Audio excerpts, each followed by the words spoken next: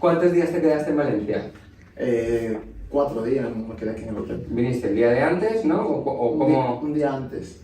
El viernes me fui, creo que me fui el lunes. Vale. ¿Y volviste a venir a la consulta que te viéramos antes de irte? Sí. Pero porque te quedabas más tranquilo, pero realmente estabas bien, ¿no? No, estaba bien, sí. Sino que me aceptaba ataque como tenía que conducir, Claro. pues Pues te volvías a Tenerife, ¿dónde te volvías cuando te operé? a Madrid y luego a Tenerife. ¿Ves? Si ya me sé yo, ves que este hombre es del mundo. Lo que más le importa a la gente, la sensibilidad del pene. ¿El glande lo notas exactamente igual? Sí, normal. Funciona No, perfecto. no he notado ninguna diferencia sobre eso. ¿Cuánto tardaste en tener sexo? Vale, da igual. creo- En masturbarte, 15 días o así, ¿no? Suelo decir yo.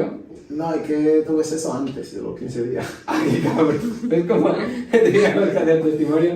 ¿Cuántos días después?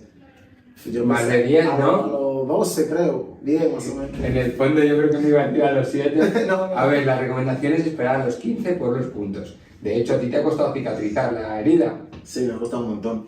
Pues algo tendrá que ver ese sexo prematuro, amigo mío. Yo creo que sí. Pero bueno, no es el primero que me dice, no pasa nada.